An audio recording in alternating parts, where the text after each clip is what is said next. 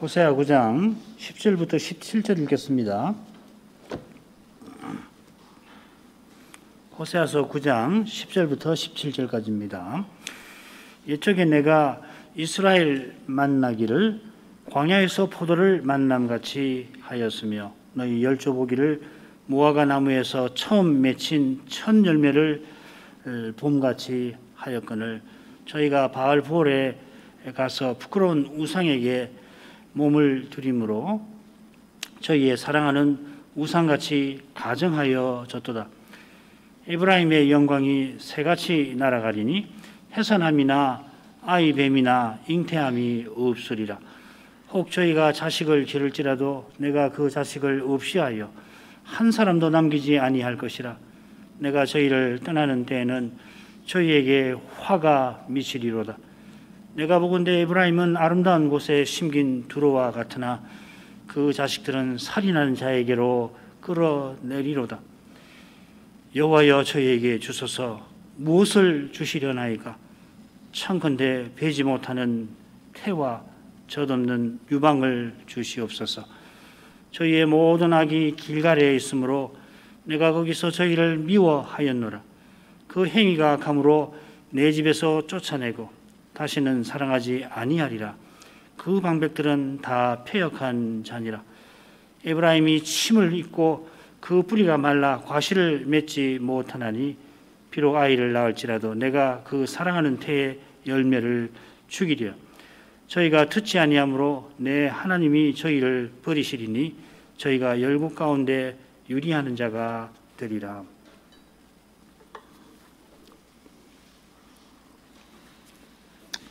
이스라엘이 여호와의 언약과 여호와의 율법을 어겨서 심판을 피하지 못한다 하셨습니다. 언약을 어긴 것이 두 가지 죄로 드러났는데 두 가지 죄는 제사장 나라와 거룩한 백성으로 서나가게 하는 율법을 그 율법의 정신을 허무는 것입니다. 이 죄의 심이 죄되는 것이 바로 이스라엘의 행음에 있습니다. 9장 1절에 나오죠. 이 행음은 바알들을 섬기듯이 여호와를 섬긴 건데 심지어 여호와께서 주신 것으로 바알들을 섬긴 데 있습니다. 이보다 더한 죄가 있을까 싶은데 장차 이스라엘이 주님 때에 그리스도를 죽이는 바로 거기서 지금 이 호세아 시대에 이스라엘의 죄가 심히 죄되는 사실을 우리가 알게 됩니다. 여호와의 언약의 핵심 내용이 바로 여호와께서 자기 백성과 함께 하심에 있습니다. 창세전에 우리를 그리스도 안에서 선택하신 거기서 하나님의 은혜의 언약이 나오는 겁니다. 언약 백성이 그리스도를 메시아를 죽이는 것만큼 죄되는 것이 없는데 지금 행음하는 이스라엘이 이처럼 무서운 죄를 지은 것입니다. 오직 그리스도는 믿음의 본질입니다. 참으로 믿는 자는 오직 그리스도를 믿지 그리스도 외에 누구도 무엇을 의지하지 아니합니다. 오직 믿음은 예수 잘 믿는 사람만 믿는 믿음이 아니라 무릇 믿는 사람은 오직 그리스도를 고백하는 겁니다. 지난 시간에 이어서 그 다음 부분으로 가겠습니다. 너희가 명절일과 여호와의 절일에 무엇을 하겠느냐? 보라, 저희가 멸망을 피하여 갈지라도 애굽은 저희를 모으고 노업은 저희를 장사하리니 저희의 은보물은 찔레가 덮을 것이요 저희의 장막 안에는 가시덩굴이 퍼지리라. 형벌의 날이 이르렀고 보응의 날이 임한 것을 이스라엘이 알지라. 먼저 5절에 여호와께서 명절일과 여호와의 절일에 무엇을 하겠느냐 하고 이스라엘을 책망하십니다. 똑같이 절기할 때 그 절자가 들어있으니까 명절이나 절일이 같은데 명절이라고 할 때는 여호와께서 언약 백성들을 주의 앞에 모이라고 정하셨다 하는 것을 가리킵니다. 절일 할 때는 학을 하는 말인데 정하신 날에 이스라엘이 모이는 것, 주의 앞에서 잔치를 벌이는 것을 가리킵니다. 여호와의 절일이라 하신 대로 이스라엘이 모이되 주를 가까이 하고 주 앞에 서로 가까이 하게 하신 것입니다. 여호와께서 모든 이스라엘의 새 절기에 꼭 주의 앞에 모이라고 하셨죠. 유월절과 오순절과 초막절. 그런데 여기 이 명절, 절일은 단수로 되어 있습니다. 지난 시간에 우리가 살핀 대로 특별히 이 초막절을 가리켜서 초막절과 관련해서 여호와께서 책망하고 계시는 것 같습니다. 이스라엘이 행함한 탓에 추수할 것이 없을 만큼 기근이 덮치거나 추수한 것을 원수가 빼앗아가게 하실 것이다 했습니다. 나라가 곧 망할 형편입니다. 그럴 형편이라면은 초막절에 이스라엘이 할 수 있는 일이 없습니다. 제사 드릴 게 없고 드릴 게 혹 있다 하더라도 드릴 심정이 없을 겁니다. 아무리 가난해도 하나님께 얼마든지 나오게 하셨고 율법을 잘 지키면은 가난해도 절기마다 가서 절기를 잘 지낼 수 있게 하셨고 또 드리라 하실 때에 뭘 드리라고 하시냐면 우리의 존재와 삶 전체를 드리라 하셨습니다. 우리 주님께서 마지막 주간에 2렙돈을 드린 가난한 과부가 부자들만 아니라 모든 사람보다 많이 헌상했다 하셨습니다. 이스라엘이 절일에 할 일이 없어지는 것은 결국 여호와를 향한 마음이 사라진 데에 있습니다. 열국 중에 하나가 되려 했지만은 힘센 나라에 빌붙어서 살아야 했고 마침내는 그 나라에 망하게 될 것이라 그렇게 될 겁니다. 선지자가 그 점을 이어서 설명합니다. 저희가 멸망을 피하여 갈지라도 애굽은 저희를 모으고 노업은 저희를 장사하리라. 이집트가 멸망을 피하여 가는 이스라엘을 모으고 장사합니다. 노업은 이집트의 대표 도시 멤피스라고 하는 곳입니다. 장사한다는 표현에 암시되어 있듯이 모은다고 하는 것은 가라지를 모아다가 불에 태우는 것, 불사르는 것을 가리킵니다. 주님께서 그렇게 하신다고 8장 10절에 언급하셨죠. 절기에 여호와 앞에 모여서 여호와의 은혜와 복을 누려야 하는데 멸망이 들이닥치니까 그저 죽지 않고자 피하려 합니다마는 도망가는 그들을 이집트가 딱 노려보고서는 모을 것이다 하는 겁니다. 자, 이게 실제로 일어날 일인지는 분명치 않아요. 예언인지 확실치는 않습니다. 앞서 보면은 이스라엘의 멸망을 설명하면서 이집트로 다시 감이라 표현을 했습니다. 이거는 이전에 이집트에서 종살이 하던 때와 같게 된다는 뜻이지 북이스라엘이 실제로 이집트로 끌려간다 하는 이야기는 아닌 겁니다. 당시 이집트가 아시리아의 견줄 세계 열강이라 북이스라엘이 멸망을 피하려고 이집트를 의지하려 합니다만은 오히려 멸망으로 치달을 뿐이라 하는 말씀입니다. 그들의 심판이 저희의 은 보물은 찔레가 덮을 것이요 저희의 장막에는 가시덩굴이 퍼지리라 하고 표현되었습니다.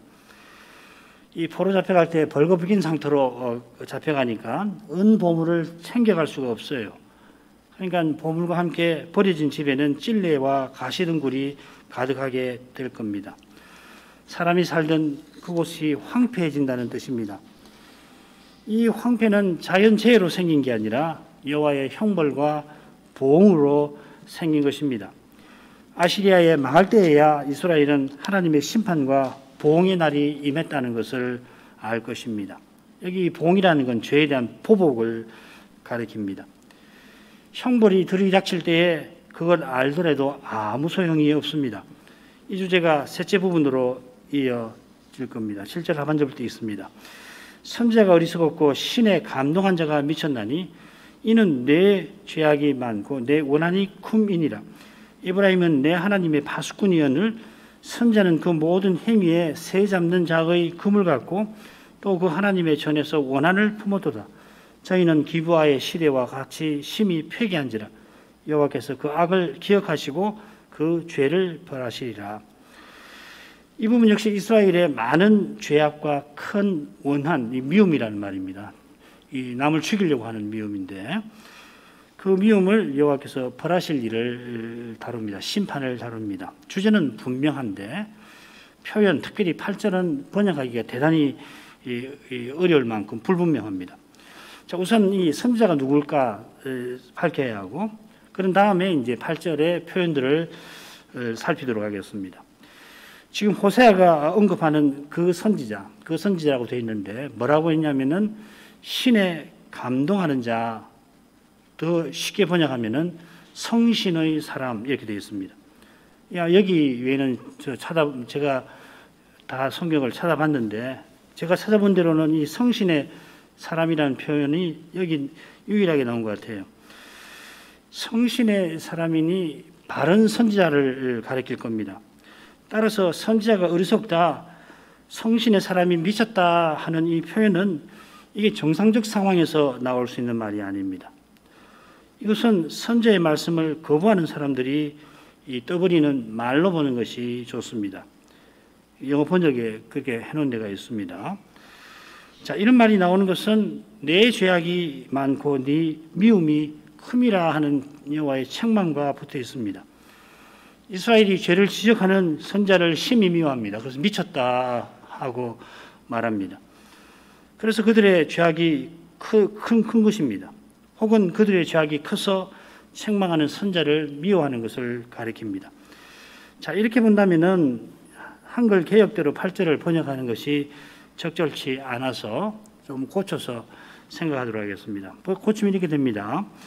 선자는 내 하나님을 위한 에브라임의 파수꾼이나 새 잡는 자의 그물이 그의 모든 길 위에 쳐져 있고 미움이 그의 하나님의 전에 있도다. 이렇게 번역을 할 수가 있습니다.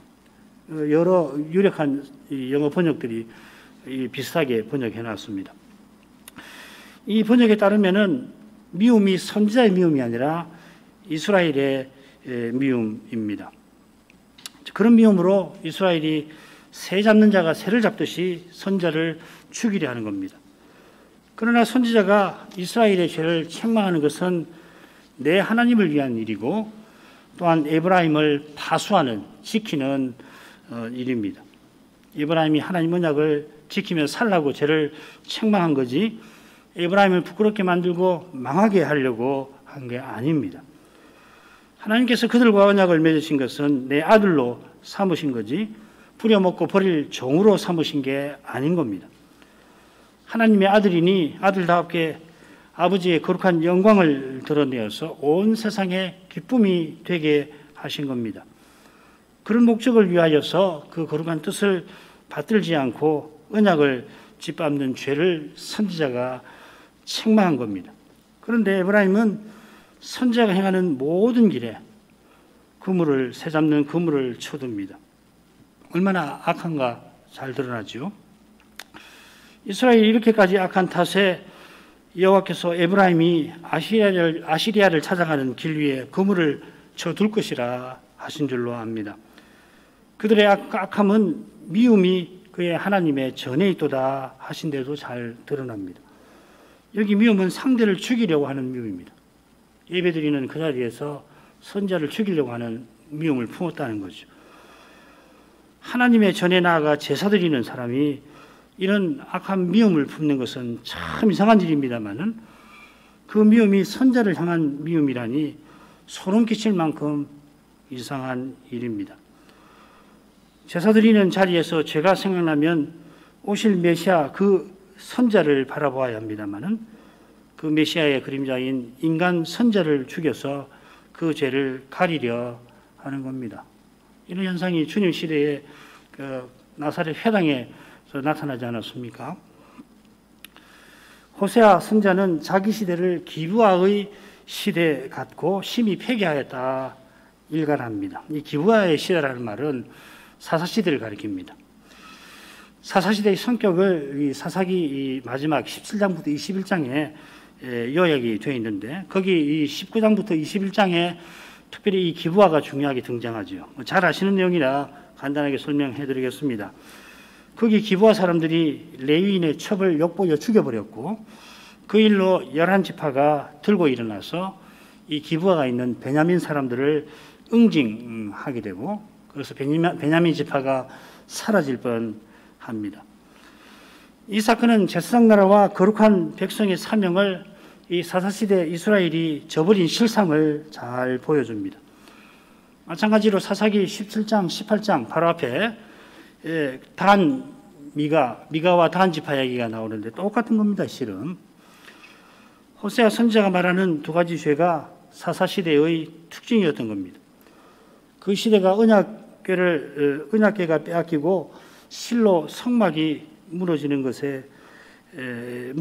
것으로 막을 내린 것은 이게 우연한 일이 아닙니다. 그만큼 그 시대가 타락했다 하는 겁니다. 실로 성막이 무너진 이것은 예루살렘 성전이 무너지는 것에 견줄 만한 하나님의 심판인 겁니다. 심판을 피할 수 없을 만큼 사사시대는 폐괴하였습니다. 이 폐괴했다는 말 전에도 몇 번 설명해 드렸는데 이건 아예 못쓰게 된 상태를 가리키는 겁니다. 샤하트라는 말인데 또 이게 무슨 말이냐면 심판받아 폐허가 되는 그런 상태를 가리켜요. 고린도전서 13장 그 성전을 더럽힌 자를 멸하신다 할 때 그 표현과 붙어 있는 겁니다. 자, 북이스라엘은 지금 하나님께 쓰임 받을 수 없을 만큼 못 쓰게 되었고 그래 심판받아 폐허가 될 겁니다. 여호와께서 그 악을 기억하시고 그 죄를 벌하시리라. 그다음 단락으로 가죠. 이게 네 번째 단락이고 한가운데 나오는 단락입니다. 앞에 금방 살핀 단락과 짝을 이루는 단락입니다. 둘로 나누어서 살피겠습니다. 첫 부분에서 여호와께서 이스라엘에게 언약의 저주를 내리실 거라 말씀하십니다. 10절부터 13절이고요. 비슷한 내용이 이 둘째 부분에도 이어지는데 이 둘째 부분은 보면은 선지자의 말씀이 이 앞뒤로 14절 17절에 나오고 가운데 여호와의 심판과 판결과 심판이 나옵니다. 10절부터 13절은 여호와의 말씀입니다. 이렇게 둘로 나눠서 보죠. 먼저 10절부터 13절까지 읽겠습니다. 옛적에 내가 이스라엘 만나기를 광야에서 포도를 만남같이 하였으며 너희 열조보기를 무화과나무에서 처음 맺힌 첫 열매를 봄같이 하였거늘 저희가 바알부올에 가서 부끄러운 우상에게 몸을 들임으로 저희의 사랑하는 우상같이 가증하여 졌도다. 에브라임의 영광이 새같이 날아가리니 해산함이나 아이뱀이나 잉태함이 없으리라. 혹 저희가 자식을 기를지라도 내가 그 자식을 없이 하여 한 사람도 남기지 아니할 것이라. 내가 저희를 떠나는 때에는 저희에게 화가 미치리로다. 내가 보건대 에브라임은 아름다운 곳에 심긴 두루와 같으나 그 자식들을 살인하는 자에게로 끌어내리로다. 10절 13절에 똑같이 내가 보았다라고 하는 표현이 나옵니다. 이건 언약 맺으실 때를 가리키는 표현입니다. 처음 이스라엘과 언약을 맺을 때를 표시하는 말입니다. 그때에 비하면 이스라엘이 너무도 타락한 탓에 언약의 저주를 피하지 못한다 하는 경고지요. 자, 10절 처음에 옛적이라고 하는 표현이 나오는데 이건 우리말 번역자가 새겨 놓은 겁니다. 없는 말인데 무리한 번역은 아닙니다. 옛적은 이 광야라고 하는 표현에서 짐작되듯이 여호와께서 광야에서 이스라엘과 언약 맺으신 그때를 가리킵니다. 여호와께서 이스라엘을 만나셨습니다. 만나셨는데 광야에서 포도를 만나신 것처럼 여호와께서 이스라엘을 반갑게 만나셨습니다. 광야에서 포도 만나는 게 쉽지 않죠. 불가능이죠. 비슷하게 무화과 나무에서 처음 맺힌 첫 열매도 마찬가지입니다. 무화과가 1년에 2번 열리는데 첫 시즌에 열리는 것이 나중 시즌에 열리는 것보다 품질이 좋습니다. 더욱이 먹을 게 없는 광야를 지나는 나그네가 무화과나무도 그냥 무화과나무가 열매가 아니고 무화과를 첫 열매를 발견하면은 기뻐서 깜짝 놀랄 겁니다. 그처럼 땡볕에 광야를 지나는 나그네가 포도 열매를 만나면은 그만큼 반가운 일이 없을 겁니다. 하나님께서 이스라엘과 언약을 맺으신 일이 그렇게 하나님께 즐거운 일이고 하나님께도 이례적인 일입니다. 하나님께서 각별한 사랑으로 이스라엘의 언약을 맺으셨고 그만큼 이스라엘을 기뻐하셨습니다.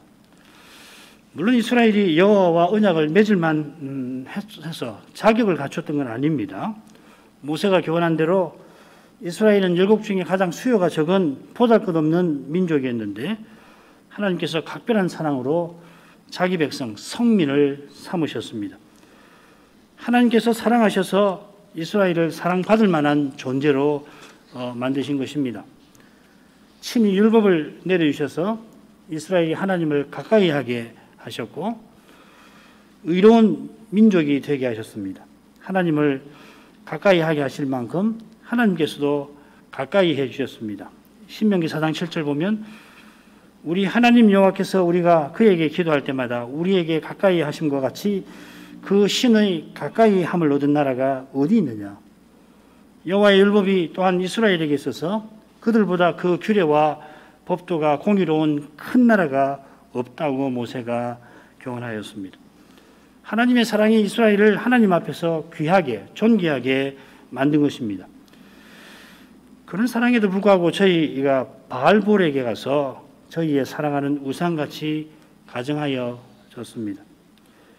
바알볼이 여기 갑자기 나온 것 같은데 방금 인용한 신명기 4장 처음에 나옵니다. 아까 4장 7절, 8절을 인용했는데 3절 보면 여호와께서 바알볼의 일을 인하여 행하신 바를 너희가 목도하였거니와 바알볼을 좇는 모든 사람을 너희 하나님 여호와께서 너희 중에서 진멸하셨으되 하고서 아까 그 내용이 나왔습니다.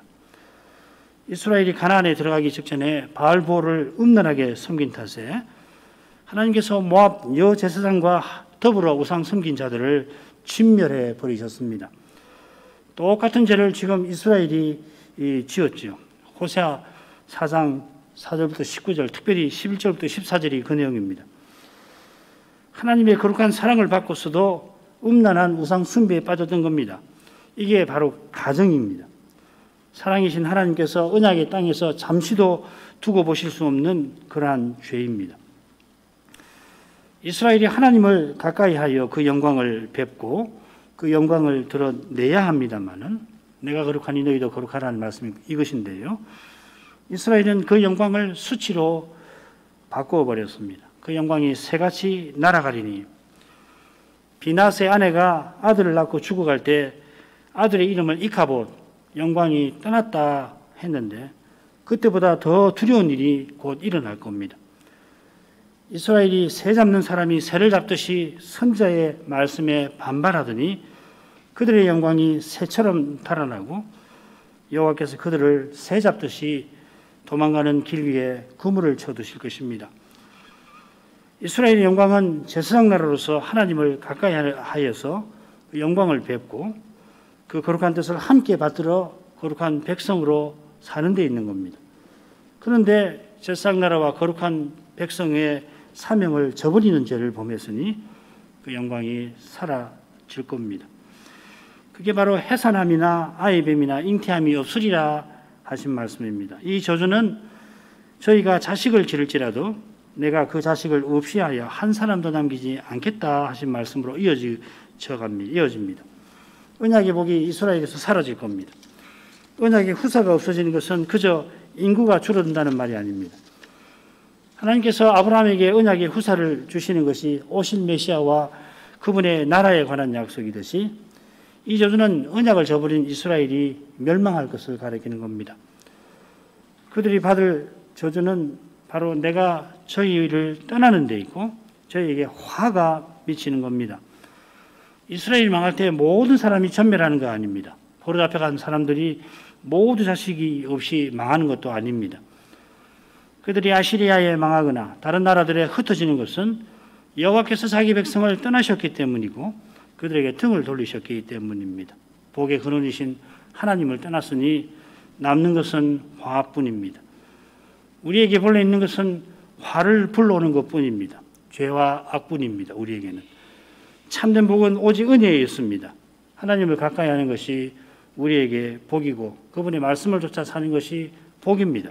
힘들지만 13절은 10절과 짝을 이루고 있습니다. 내가 보건대 하신 것은 내가 광야에서 만났다 언약을 맺었던 그때를 가리킵니다. 하나님께서 에브라임과 언약을 맺으신 덕분에 이스라엘은 아름다운 곳에 심긴 두로와 같습니다. 아름다운 곳에 심긴 나무, 하나님 언약을 상징하는 이미지 중에 하나죠. 출애굽기 15장에 나오는 모세의 노래도 마지막 부분에 나오고 유명한 이사야의 포도원의 노래도 바로 그 교훈을 담고 있습니다. 두로를 언급했는데 정확하게 그 뜻을 알기는 어렵습니다만은 두로는 역사 내내 이 단단한 방어벽과 풍성한 무역을 자랑했던 것처럼 이스라엘도 하나님 언약 안에서 그렇게 풍성한 추수를 거두고 외적의 공격에서 보호받는 것을 가리키는 듯합니다. 어쩌면은 호세아 선지자가 활약하던 시대에 이스라엘이 번영과 안정을 누리면서도 우상 숭배한 것을 꼬집는 것인지도 모르겠습니다. 두로처럼 그런 복을 받고서도 두로처럼 이 우상 숭배한 것을 꼬집는 표현인 것 같기도 합니다. 그런데도 이스라엘은 그 자식들을 살인하는 자에게로 끌어내릴 것입니다. 이스라엘이 백성이 살인하는 자 아시리아에게 많이 죽게 될 일을 가리킵니다.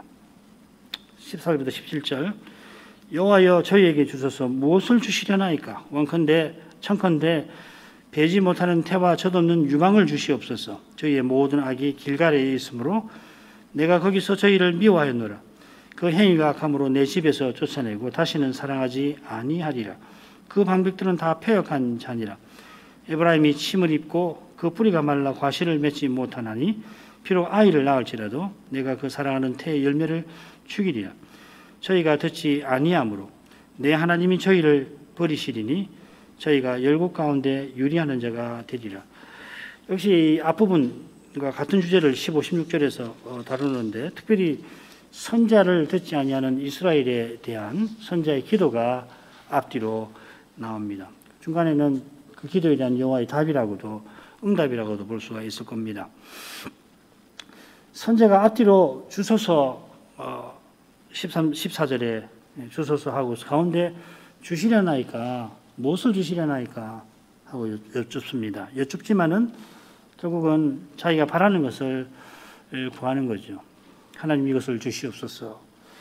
선자는 배지 못하는 태와 젖없는 유방을 이스라엘에게 주시라고 합니다. 얼른 생각하면 호세아의 이 태도가 모세의 태도와 다른 듯합니다. 모세는 금송아지 우상을 섬긴 이스라엘을 위하여 여호와의 죄 사함을 구하였습니다마는 호세아는 같은 죄를 범한 이스라엘에게 하나님의 저주를 구하는 것 같습니다. 자, 그런데 13절 저주에 비춰서 보면은 호세아가 구하는 것이 여호와의 저주가 아니라 자비인 것 같습니다. 13절에 보면 이스라엘의 자식들이 살인하는 자에게 끌려가 죽게 될 것이다 했습니다. 선자는 차라리 그 자식들이 태어나지 않아서 이 비참한 죽음을 저주를 당하지 않게 되기를 구하는 것 같습니다. 이스라엘이 여호와의 심판을 도무지 피할 처지가 못 되지만은 심판을 덜 받기를 구하는 것입니다. 선자의 이런 심정이 여호와의 사랑에서 나왔습니다. 여호와께서 의로우셔서 이스라엘을 심판하십니다마는 역시 의로우셔서 친히 여호와의 종으로 세상에 오실 겁니다. 이런 약속이 있어서 선자가 이스라엘의 죄를 철저히 다룰 수가 있는 겁니다. 여호와께서 길갈에 있는 이스라엘의 모든 죄를 언급하십니다. 호세아 4장에 보면은 길갈로 가지 말며 벳아웬으로 올라가지 말라 하는 경고가 나왔죠. 이 베델 하나님의 집이라는 뜻인데 벳아웬 죄악의 집이라 부를 만큼 이스라엘의 죄는 중대했습니다. 그 죄는 무엇보다 행음이고 길갈에 생한 모든 죄가 바로 그 행음일 것입니다. 우상 숭배일 것입니다. 그 죄로 인하여 여호와께서 거기서 이스라엘을 미워하셨습니다. 그 죄가 가정한 탓에 그 죄 범한 사람을 내 집에서 쫓아내겠다 하십니다. 내 집에서 쫓아내겠다 하셨으니까 여호와의 집은 존속될 것을 암시하십니다. 우상 섬긴 자를 백성 중에 끊어내시지만은 포로 잡혀가는 그들을 돌아오게 하실 것입니다. 다시는 사랑하지 아니하리라 하실 만큼 죄를 철저히 심판하시지만은 거룩한 사랑으로 친히 언약을 이루실 것입니다. 그러나 우상 섬긴 방백들은 다 패역한 자, 완고한 자들, 이 4장 16절에 똑같은 말입니다. 이 완고한 자, 완고한 암수할 때 그 완고한이란 말입니다. 그래서 그들은 심판을 피하지 못할 겁니다. 그들이 완고한 탓에 선지자의 말씀을 거부하다가 결국 우상을 섬긴 겁니다. 여호와께서 가증한 에브라임을 치시니 에브라임이 뿌리가 말라 열매 맺지 못하는 나무처럼 됩니다. 처음 언약 맺으실 때는 광야에서 포도나무나 무화과나무처럼 여호와께 귀하였습니다마는 여호와께서 떠나시니 저주를 맛봅니다. 그 저주는 언약의 자손이 끊어지는 것이고 이것은 영원한 생명에서 탈락되는 것을 상징합니다. 선자는 이스라엘이 듣지 아니하므로 하나님께서 그들을 버리셨다고 단단히 경고합니다. 선자가 전한 말씀을 듣지 아니한 탓에 이스라엘이 열국 중에 유리하는 자가 될 것입니다. 그러나 선자가 이처럼 경고하는 것은 선자의 말씀을 듣고 있는 남은 자들, 그리고 오고 오는 교회를 위함입니다. 엘리야가 갈멜산에서 바알과 아세라 선자들을 이겼습니다마는, 그러나 나만 남았다 호소할 만큼 백성들은 죽기로 돌이키지 않았고, 오히려 이세벨은 기세등등 자기를 죽이려 했습니다. 이세벨의 그 더러운 가정한 손에 죽느니 차라리 하나님께서 자기 생명을 거둬가 주시라고 바랐던 것입니다. 그때 여호와께서 그가 남은 생명을 쏟아야 할 사명들을 내려주십니다. 그가 실패했다고 낙담했지만은 하나님께서 그를 통하여 하실 일이 있었습니다. 아울러 나만 남았다 하는 그에게 바알에게 무릎 꿇지 아니하고 바알에게 입맞추지 아니하는 7천인을 남기리라 하셨습니다. 이런 남은 자들을 위하여 선자는 이 말씀을 전하고 또 기록합니다. 이사야를 선자로 부르시는 자리에서도 그에게 여호와의 심판을 전하라 하시면서 거루터기는 남으리라 하셨습니다. 그들이 바로 이사야의 말씀을 듣는 백성입니다. 이사야서에 나오는 그 우리라고 하는 표현을 찾아보시면 이 신비한 우리인데 갑자기 우리가 등장해요. 선자의 말씀을 듣는 그들을 위해서 말씀을 전하게 하신 것입니다. 오늘 이만큼 하죠. 기도를 제목했습니다. 이스라엘이 죄를 지적하는 선자를 미워하고 죽일 만큼 부패한 탓에 하나님께서 자기 백성을 멸하십니다. 이런 일은 이스라엘이 멸망할 때만 아니라 역사 내내 이어졌습니다. 엘리야가 서슬푸른 아합 시대에 왕과 백성의 죄를 책망하고 백성의 마음을 여호와께로 돌이키려 했습니다마는 그렇게 위대한 사역에도 불구하고 이세벨은 건재했고 오히려 엘리야를 기세등등 죽이려 했습니다. 엘리야는 자기 기도가 응답되지 않고 자기 사역도 실패했다고 여기고 주님이 목숨을 거둬주시기를 구합니다. 그러나 여호와께서 엘리야를 호렙산으로 이끄시고 거기서 그에게 사명을 내리십니다. 아울러 나만 남았다 하는 그에게 바알에게 무릎 꿇지 아니한 7천인을 내가 남겨둘 것이라 하셨습니다.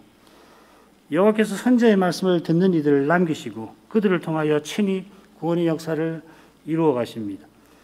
이런 일은 우리 시대에 만연한 배도가 극심할 그때에도 주님의 손에서 이루어질 것입니다.